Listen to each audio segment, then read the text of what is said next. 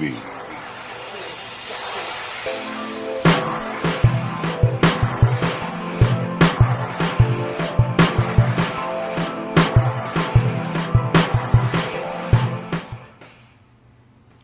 What's up, YouTube? This is Too Raw for TV, aka Darth Apocalypse. So,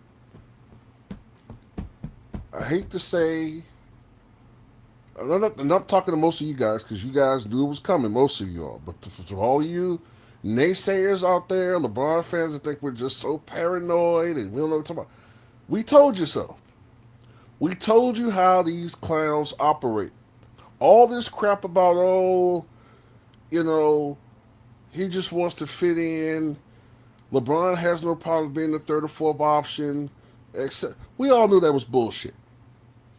When LeBron comes to a team, he never is quiet in the corner, just wanting to fit in. Don't mind me, man. I'm just here to do what I got to do. Cede the floor to you, Mr.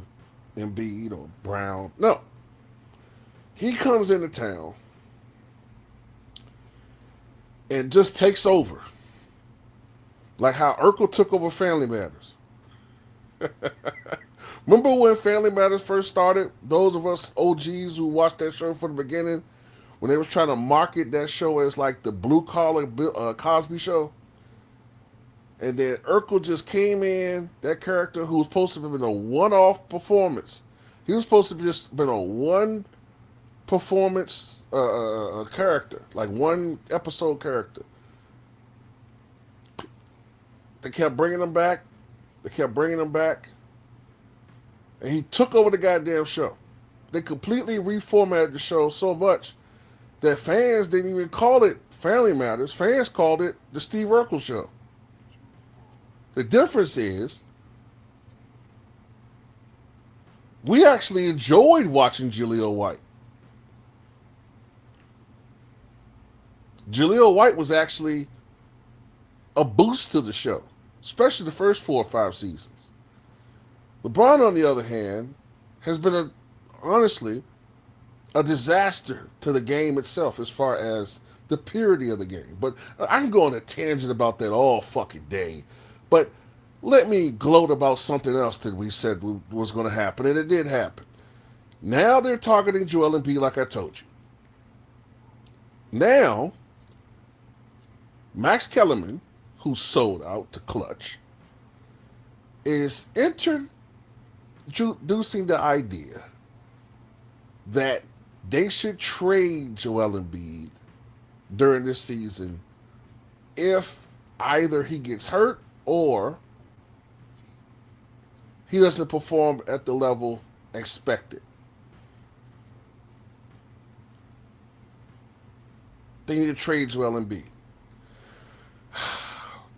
So, Operation Let's Get Anthony Davis, another Clutch client on this team, has begun.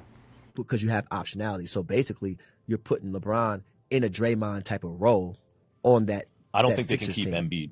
I don't think the team can keep Embiid because he's like a victim of his own excellence in the sense that I don't care how good he's feeling in the offseason and all that. And look, if he stays healthy the whole time to win the whole thing, he proves me wrong, right? But he is such a big piece to integrate and then have to work around. And then if he comes back to integrate and every year of his career, it's always something else. Man, if I'm the Sixers, I'm moving off Embiid as soon as possible. Come on, Max. I wouldn't let this go by the wayside. And by the way, when healthy, he's the best player on the team. That's the problem. You just don't know when he's going to be healthy. In the playoffs, you want mismatches. Yeah, but if Embiid is healthy, he's a mismatch every night. And you know what happens? He comes back to the lineup. He plays well, but they lose because they have to figure out how to play with him. No, but he plays well again, and now they win because they figured it out. No, and then he's out of the lineup. You have a different team now, though, Max. Don't get me wrong. You have to figure out how to stagger minutes. This is all about staggering minutes. How many minutes you give Embiid a night? To start the season? No, like throughout. What's he averaging a night? Well, you would hope all these guys are averaging around 32 minutes a game. If I'm the Sixers, I'm keeping Embiid under 28 minutes a game in the regulars. That's Rich Paul just playing good cop in this situation, but They're already introducing that idea because they really want Anthony Davis, who ironically stays hurt all the time, but for more minuscule, you know, pecune injuries, like just bullshit, thumb injury, you know, vaginal dryness, whatever, right? Embiid, for all the shit we give him, Embiid does have actual real injuries that players, miss real substantive time for. Plus, Joel Embiid, although he begged for that motherfucker award, begged for it, he is an MVP player who's closer to his prime than Anthony Davis is. But LeBron likes familiarity. LeBron knows that Anthony Davis, personality wise and skill set wise, is a better fit for him because it's all about him. We told you.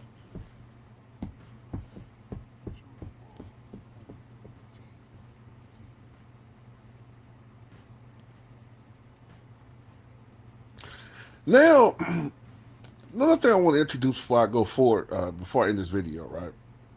Another thing I want to introduce is, even though it appears that LeBron joining the Sixers is a surprise, maybe the powers to be already knew that, but they just didn't reveal that Joel Embiid, that LeBron was going to join the Sixers. Because let me ask you this question.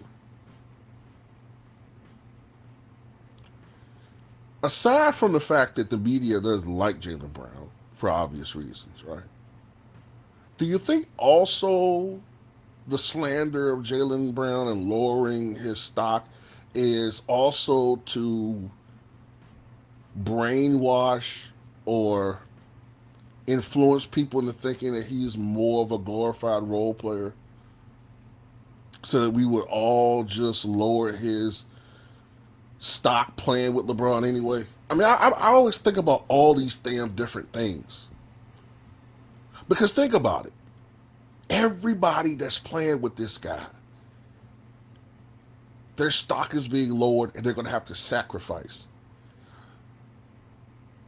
Except for Tyrese Maxey. Sure, he's not going to average 28 points a game, more than likely. But he's also with clutch. And don't forget, that matters. Hell, you got Rich Paul telling us that Ben Simmons, who I think is still with clutch, it still has a lot left in the tank.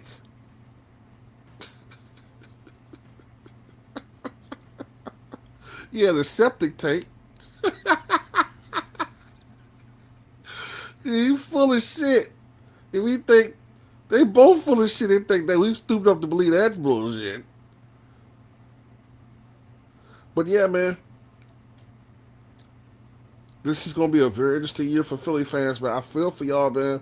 When LeBron got traded to the Sixers, when it was announced last week, one of the first things I said in my video was, I feel for Philly fans. They were excited and yeah. I'm like, man, y'all know what y'all up, man. This gonna be a long year. It's gonna be a long year because I'm not seeing how this fits.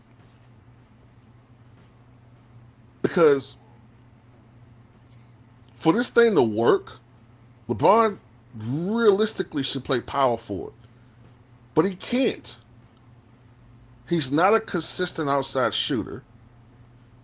Yeah, he's had a couple of years shooting 40, but, I think one year he shot 41% for Miami, but it was a smaller sample size. And then a couple of years ago, he shot 38, 39%. But outside of those outlier years, especially in recent years, he's been very, very subpar. Last year, 32% from downtown. And he's usually open when he's taking those shots, or relatively open. So he's not a guy that's going to sprint, that's going to stretch the floor out. He's not a great rebounder. I don't care how many fucking rebounds he has because he's played 1,000 years. Most of those are defensive boards. He just passed Michael Jordan in offensive rebounds, his 21st, I think it was his 21st season in the league.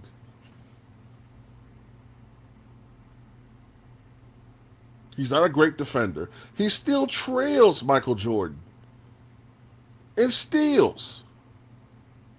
Steals. Even though he's played in, what, something approaching 600 more games than Jordan? That's crazy.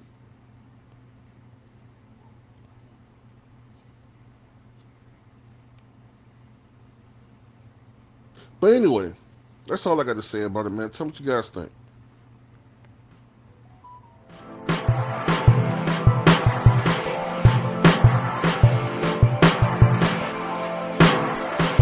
Too raw for TV.